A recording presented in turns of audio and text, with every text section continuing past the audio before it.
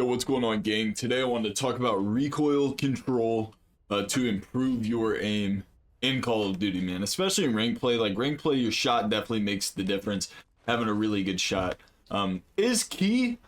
We've been over accuracy settings, so we've gone over settings. I can breeze through them really quick, but if you really want a full breakdown for controller, I would go through and watch the video for that. I will just go ahead and kind of scroll through real quick. You can pause the video and check these out, but again, I have a video where I really break all this down and why I use this, that, and the other. These are my controller settings, but regardless, we're really talking about how to utilize firing range right now, and I think that's going to be something a lot of people don't realize they can do now.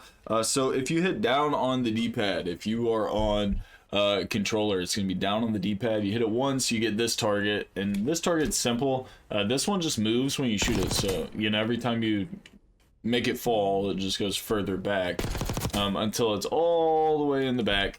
If you hit down on the D-pad again, you get the recoil pad, the greatest thing they've ever added to a firing range ever. On PC, I don't know if I can get it to tell me on PC. Nah, it won't let me check PC, but anyways, down on the D-pad on controller. So what you're going to want to do is make sure you have full clip, build your loadout exactly how you want it. You're going to aim at the very bottom of the recoil pad, and you're not going to touch the controller at all. Like, you're absolutely just going to pull the trigger and not touch the joystick, and you want to find out what the recoil patterns look like. It's going to look like. So we hold, we fry. And we're going to see here, this blueprint obviously has tracer, it goes away though. There we go. So we got it slight up to the right, and then we got up to the left. Now, the TTK on this gun's pretty quick. I believe it's 4 shots. 1, 2, 3, 4. No, it's 5. 5 shots, and I believe that's good all the way up to 50. 2, 3, 4, 5. So you got to think, with 5 shots, like, this is 30 bullets, and it's almost split, so you gotta think this is probably 15 shots, and this is probably 15 shots, if I had to guess. Maybe this is a little under 15 on this little stretch right here. But you gotta think, even this, like, super far back target, I believe he's 5 shots to kill. No, he's gonna be 6. Okay, regardless, 5 shots to kill, so we really just want to focus this little part right here. Obviously, when the spray gets crazy, we're gonna want to kind of follow this plane right here, but for now, this is the most important plane. So when we're shooting our gun, we're pulling it down this way. Now, people say, oh, well, how do you stay on target if you're pulling it down this way? If you want to aim left when you're pulling down to the left, you can still push your controller down. The recoil is going to plane out. Like, when I spray at this target, I can make that line go straight up and down. I can also take it and go left to right with it, and that's a straight line across. And we're not looking at this going up, up, up, up, up. It's going straight across because I'm pulling down to the left and I'm compensating it left and right. You can compensate vertical recoil with your left and right. A lot of people get confused by left and right shots. How can you control and still go left and right? You just have to overcompensate what the recoil is doing while you're looking left and right. So everything you see here, you do in reverse. So with this pattern, we go down this way, and when it switches, we go down to the right, which honestly it's crazy to think how accurate this gun actually is. If we're shooting at these 4 targets, let's see, we got 1, 2, 3 furthest back. We hit 5 shots. Go ahead and hit that last.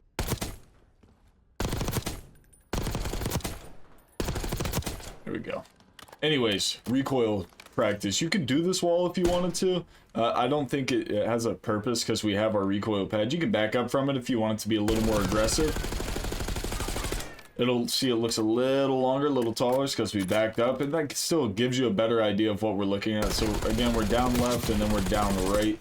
When we're shooting, you will hit this target in the background right here. You absolutely will when you do it, and you do this with any gun and every gun, because you'll notice every gun has a different pattern. This is going to be the Jackal.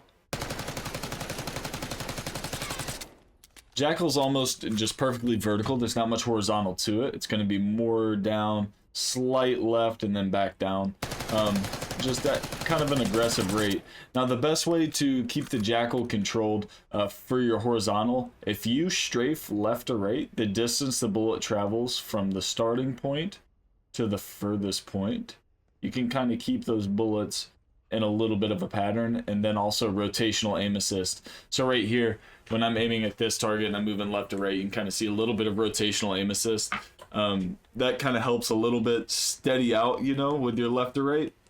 But it'll help you get a better spray pattern. Again, I mean, when you're using controller, you're only aiming with your thumb. You're not using your entire arm like when you're playing on mouse and keyboard, which, you know, I think mouse and keys, you know, extremely easy. I think COD's meant to be played on controller, though. There's a reason mouse and keys banned in CDL, and if you don't believe it, Google it. It's in the rule book. It is absolutely banned from CDL because of the advantage. But recoil pad, you can test it on any gun you want, even the KSV. The KSV kind of has a weird recoil pattern. We're gonna reset it. I know we have the 2 other patterns up, but just to give you the 3rd meta weapon of rank play, this is gonna be the KSV. We're gonna kind of shoot it, and it has more of a snake pattern, which looks a little stressful. Whenever a pattern has like a big loop like this, I really just kind of go down right with it a little bit, but I don't overcompensate it too terribly much. So we go down, I bring it down right, and really what it does is it kind of makes that little circular pattern right there, but it's still a tighter grouping, so when you're actually shooting at a target, you're still able to maintain and hit your shots at these close to medium ranges when you need to. So gang, that's what we got for today. I hope if you learned something and you enjoyed, man, I hope you enjoyed. Hit that sub, crush the like, and I catch you tomorrow for another banger. Let's get it.